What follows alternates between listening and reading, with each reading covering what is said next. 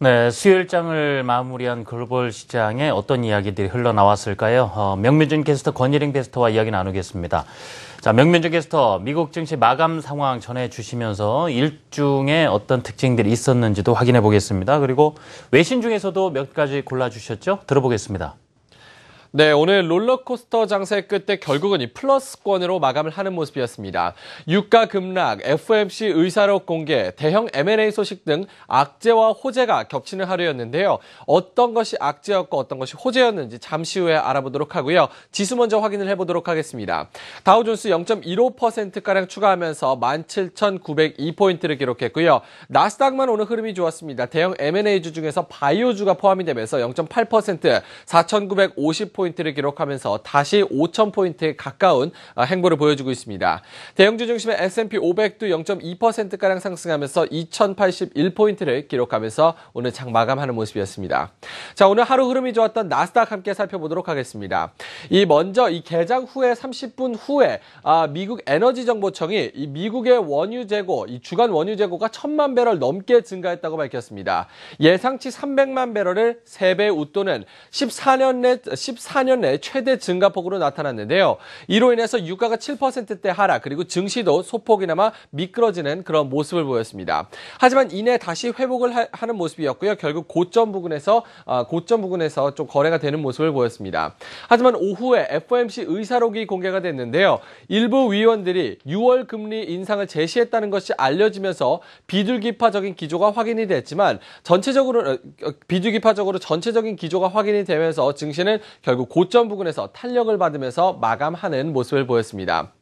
자, 오늘 대형 M&A도 있었습니다. 에너지 대장주인 이 로열 더치 쉘 같은 경우는 또 다른 영국 에너지 기업 BG를 인수했다는 소식이 있었고요. 또한 바이오주 밀란이 이게 M&A 소식을 체결을 하면서 전체적인 거래 대금이 100조 원에 육박했다라는 소식이 또 증시에 탄력을 주는 모습이었습니다. 어닝 시즌도 본격적으로 개막을 했습니다. 장 마감 후에는 알코아가 주당 순이익을 28센트로 내놓으면서 예상치를 상회하는 호실적을 발표하면서 어닝 시즌의 문을 활짝 열었습니다. 자, 오늘 FOMC 의사록이 공개가 됐는데요. 시장의 컨퓨전, 이 혼란을 자아냈다라는 분석이 나왔습니다. 이 공개 직후에 이슈가 됐었던 것은 일부 위원들이 이 6월 금리 인상을 주장한 것이었는데요. 하지만 충분한 경제 여건을 갖추고 있지 않다라는 평가가 나왔습니다. 나머지 연준 위원들은 하반기를 주장했고 심지어 2명은 내년 후를 2010년 이후를 제시했다는 소식, 이런 비둘기파적인 기조에 증시는 상승으로 화답하는 모습을 보였습니다. 이 가장 중요한 금리 인상 상승 배경에 대한 언급도 있었는데요. 물가, 노동, 강달러로 압축이 되는데 물가 같은 경우는 아직은 이 저유가로 연준 목표치 2% 달성에 조금은 힘들 것이다라는 평가가 지배적으로 나왔고요. 노동시장 같은 경우도 신규 고용 건수 그리고 임금 상승률 같은 경우도 아직 개선의 여지가 필요하다라는 분석이 나왔습니다. 강달러도 문제 삼았습니다. 계속해서 달러 강세가 이어지면서 금리 인상에 대한 부담감이 남아있는 상황인데요. 이로 인해서 연준 위원들이 강달러 기조가 어느 정도가 완화돼야지 금리 인상을 할 수 있다라는 의견을 비쳤습니다.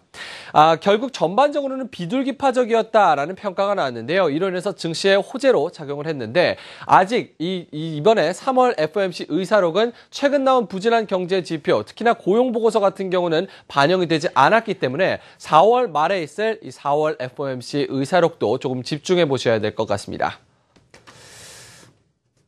네, 이번에는 권예림 캐스터가 전해주실까요? 푸틴 러시아 대통령과 치프라스 그리스 총리가 정상회담을 가졌습니다.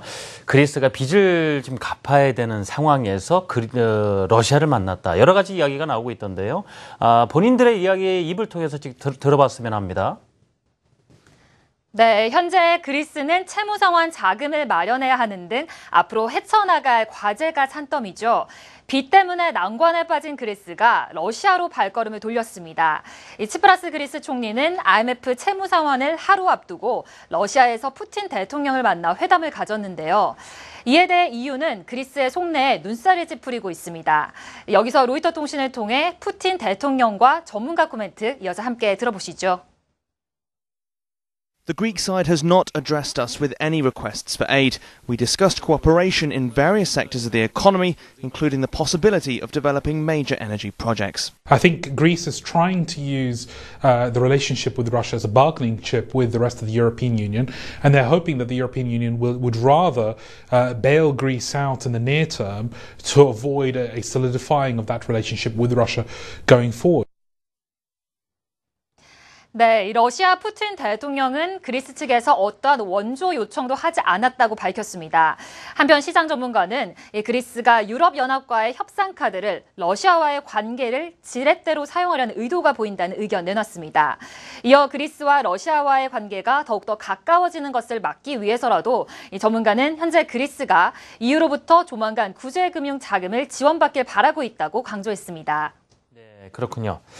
자, 그의 시장 마감 상황과 미국 증시의 어떤 업종들이 좀 특징적 움직임 보였는지 명민준 캐스터가 전해주시죠. 네, S&P 500 섹터별 흐름부터 그래프로 좀 살펴보도록 하겠습니다. 먼저 오늘 재량 소비재가 0.9%, 1% 가까이 오르는 모습이었고요. 헬스케어주가 0.8% 강세를 보였습니다. 바이오 기업들의 M&A 소식이 증시에 호재로 작용을 했고요. 에너지 기업 같은 경우는 오늘 WTI 국제유가 하락으로 0.8% 하락세로 마감했습니다. 자, 유럽 증시로 넘어가 보도록 하겠습니다. 유럽 증시는 전체적인 하락권이었습니다. 이 에너지 기업들의 이 유럽 쪽 인수 합병 소식이 있었음에도 불구하고 독일과 프랑스 그리고 영국까지 0.3%에서 0.7% 하락하는 모습을 보였고요. 남부 유럽 같은 경우도 스페인과 이탈리아 그리고 그리스가 모두 0.5%에서 1%까지 하락하면서 마감하는 모습이었습니다. 자, 상품 시장으로 넘어가 보도록 하겠습니다. 이 FOMC 의사를 공개된 이후에 국채 수익률이 다시 1.9%를 회복하는 모습이었고요. WTI와 브렌트유 앞서 전해드렸다시피 원유 재고 급증으로 급락하는 모습을 보였습니다. 브렌트유는 약보합권이었지만 WTI는 6% 넘게 7% 가까이 밀리면서 배럴당 $50 선을 겨우 사수하는 모습이었고요. 달러는 FOMC 공개 이후에 혼란이 야기됐다라는 의견이 있었지만 강세를 보이면서 98레벨대를 다시 터치하는 모습입니다. 엔달러 환율도 120엔대 중반에서 소폭 내려오면서 현재 120엔대 초중반에서 움직이고 있는 상황입니다. 네, 시장에 올라온 SNS 바로 권일ем 캐스터가 소개를 해주시죠. 네, 이 상해 종합지수가 어제 장중 한때 4,000선을 돌파하며 순항하고 있습니다. 최근 상승 배경으로는 1대1로가 증시의 호재로 작용하고 있고 신규 계좌 개설도 사상 최고치를 기록했는데요. 또 중국 정부가 금융위기를 통제할 수 있다는 자신감과 전면적인 개혁이 시장에 퍼져 있습니다. 풍부한 유동성 그리고 중소상장 기업들의 실적 개선세가 맞물리면서 증시를 끌어올렸다는 분석도 나오고 있는데요. 하지만 시장에 여전히 불안감은 남아 있습니다. 2007년 5월로 돌아가 보면 당시 상하이 증시가 4,330선까지 급등했다가 주식 거래세 인상 이슈로 불과 일주일 만에 3,400선까지 무려 21% 큰 폭으로 떨어진 적이 있는데요. 이 전문가는 오는 13일 신규 상장 주식이 대거 발행될 예정이기 때문에 중국 증시의 물량이 부담으로 작용할 수 있다는 의견 내놨습니다. 이렇게 주가 양방에 또 다른 고비가 될 수도 있다고 경고했습니다. 네, 다음 트윗 넘어가 보실까요? 오늘 국제유가 6.6% 큰 폭으로 떨어진 배럴당 $50 선에서 마감했습니다. 미국 에너지정보청이 집계한 주간 미국 원유 재고가 1,095만 배럴 급증한 가운데 14년 만에 최대치를 기록한 건데요. 이로써 미국의 원유 재고량은 13주 연속으로 약 80년 만에 최대 규모를 이어가고 있습니다. 한편 시타델 에너지의 스탠턴 도슨 원유 분석가는 오른쪽에 보이시는 표를 제시했는데요. 미국 에너지정보청에서 나온 조사에 따르면 미국 에너지 생산량이 1985년 이후 지난해 88.5%로 상승 흐름을 꾸준히 나타내고 있습니다. 예상하신 대로 미국 자체에서 생산하는 셰일오일 생산이 크게 증가한 덕분인데요. 물론 지난해 10월 이후 유가가 시장의 예상보다 큰 폭으로 떨어지면서 미국의 셰일오일 생산도 주춤했는데요. 하지만 장기적으로 봤을 때는 공급량이 계속 늘어날 것이라는 전망이 지배적입니다. 네, 마지막 트윗입니다. 최근 10년 만에 거대 에너지 공룡이 탄생했습니다. 원유 메이저급인 로열 더치쉘이 천연가스 메이저인 BG그룹을 인수하기로 결정하며 몸집 불리기에 나선 건데요. 인수가는 우리 돈으로 약 74조가 넘어 메가톤급 빅딜로 불리고 있습니다. 이 에너지 업계에서 만년 2등이었던 로열 더치쉘, 이 BG그룹을 품에 안으면서 세계 1위인 엑소모빌을 가볍게 따돌렸다는 분석도 나오고 있습니다. 이 리토츠 웨스 매니지먼트의 조시 브라운 대표는 쉘이 BG그룹을 전날 종가에서 약 50% 프리미엄을 붙여 인수하기로 합의했기 때문에 이렇게 과감한 M&A 행보에 주목했습니다. 그렇다면 에너지 업계들의 M&A 왜 이렇게 주목받는 걸까요? 지난 6월부터 국제유가는 반토막이 나면서 상품 시장은 하락세를 걷고 있는데요. 위기는 기회다 이런 말처럼 에너지 업계들이 M&A로 새로운 돌파구를 모색하고 있는 것으로 풀이됩니다. 이 외신에 따르면 1990년대 말과 같은 현상이 지금 재현되고 있다는데요. 이 당시 원유 가격이 추락하면서 M&A 열풍이 불었는데 지금의 3대 메이저인 BP, 엑손모빌 그리고 로열 더치쉘이 탄생한 겁니다. 이 시장은 이번 인수합병으로 글로벌 에너지 업체들 사이에서 앞으로 또 다른 M&A가 급물살 탈 것으로 전망하고 있습니다. 네, 두 분 이야기 잘 들었습니다. 수고하셨습니다.